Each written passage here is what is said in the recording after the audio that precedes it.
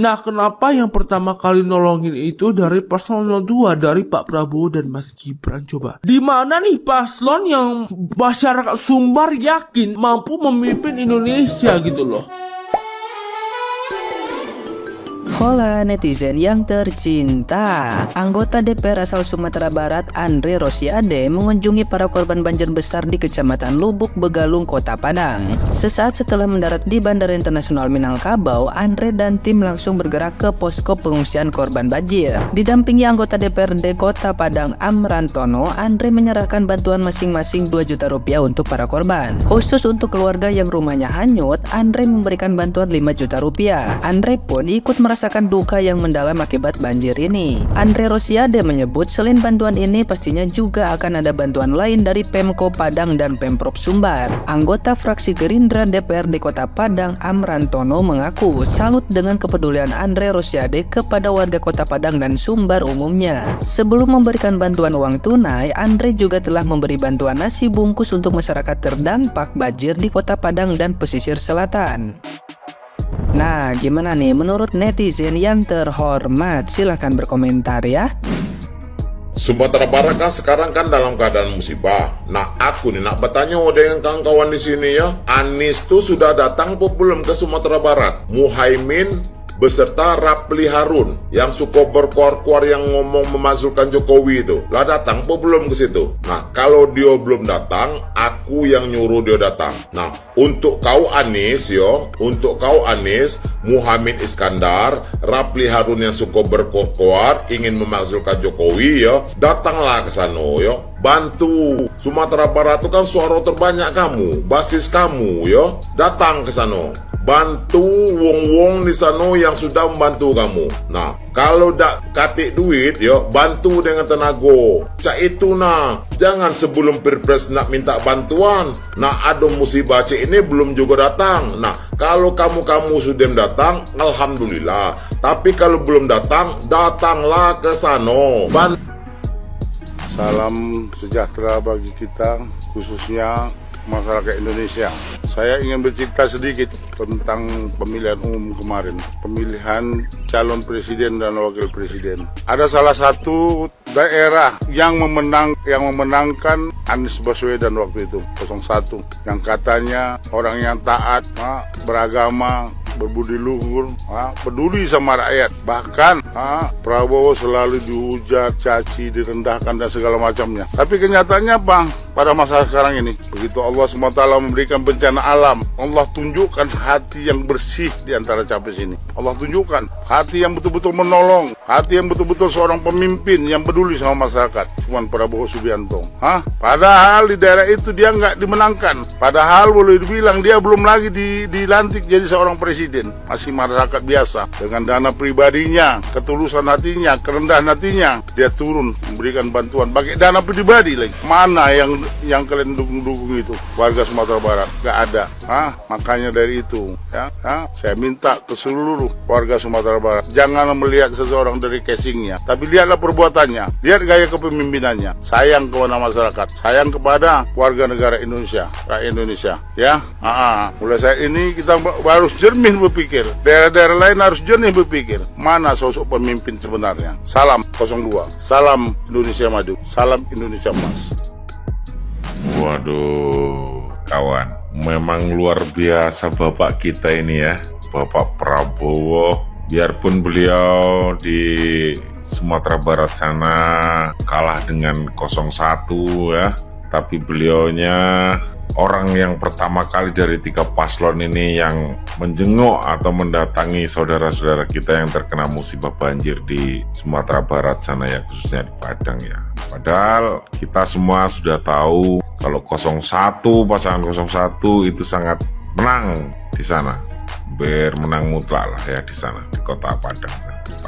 Tapi dengan kebesaran hati beliau, Bapak Prabowo tidak memandang itu. Kita semua saudara. Mantap Bapak Prabowo, semangat, tetap rendah hati, teruslah berjuang di jalan yang diridhoi Allah. Itu pesan dari masyarakat kecil, khususnya saya. Dan jangan berbesar hati, biarpun menang, tetap amanah, karena di pundak Bapak sekarang memanggul atau memikul amanah dari rakyat yang mendukung Bapak. Tetap berjuang Bapak Prabowo. Salam hormat selalu dari saya.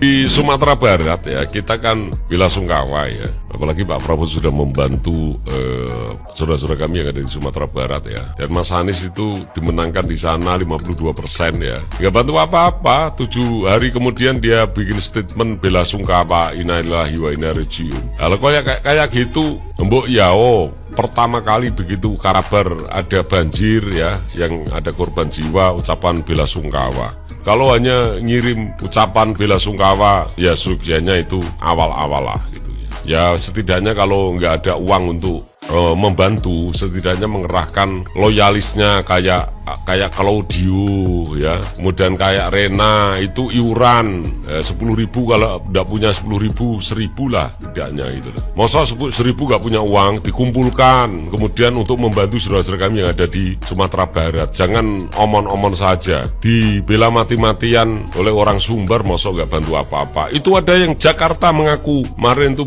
Bintang Bagus mengatakan depan rumahnya yang dukung Anies dan saudara-saudaranya yang ada di Sumatera Barat itu setelah Pak Prabowo membantu di sana, itu dia sampai menangis karena ternyata selama ini menganggap Pak Prabowo keliru. Ternyata saya tidak mendukung Pak Prabowo, mendukung 01. Ternyata justru ketika ada bencana alam yang membantu Pak Prabowo. Jadi mereka ini menyesal mendukung Mas Anies gitu loh. Kita harus bangga menjadi bagian dari pendukung Prabowo Gibran. Di samping Pak Prabowo Gibran menang, setidaknya Pak Prabowo sudah membantu rakyat Sumatera Barat. Meskipun Pak Prabowo suaranya kecil di sana, tapi Pak Prabowo tidak memandang itu karena semua adalah bangsa kita, bangsa Indonesia. Begitu.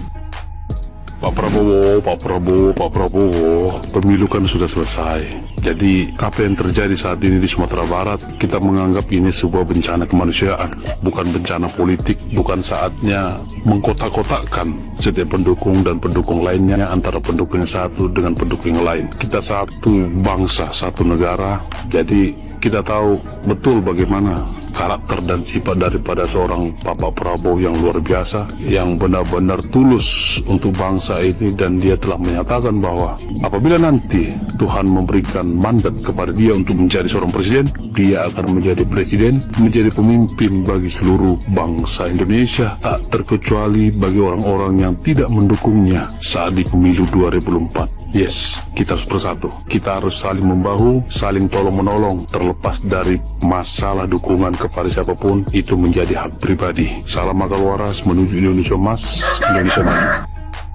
Kalau kita lihat versi real count dan quick count di provinsi Sumatera Barat itu paslon 01 unggul nih. Tapi ketika ada musibah yang terjadi di Sumbar, misalnya kayak kemarin Sumbar ada musibah banjir ya cuy ya. Nah kenapa yang pertama kali nolongin itu dari paslon 02 dari Pak Prabowo dan Mas Gibran? Coba di mana nih paslon yang masyarakat Sumbar yakin mampu memimpin Indonesia gitu loh. Tapi kenapa yang memberi bantuan pertama kali itu malah paslon 02 yang ada pendukungnya di Sumbar tapi dikit? Kenapa coba? Kenapa? Itu benar-benar gua bingung banget nih ya. Ya Anies dan Muhaimin tuh kalau memang ada yang dukung ya sayangi mereka lah. Lihat nih Pak Prabowo ya, ini gua bukan membanding-bandingkan ya, tapi hanya ya, apa aja lah ya, Pak Prabowo itu ya walaupun masyarakat di Sumbar sedikit lah yang mendukung beliau, tapi beliau tetap sayang sama masyarakat di Sumbar. Beliau tetap peduli terhadap masyarakat di Sumbar. Bahkan warga Sumbar yang gak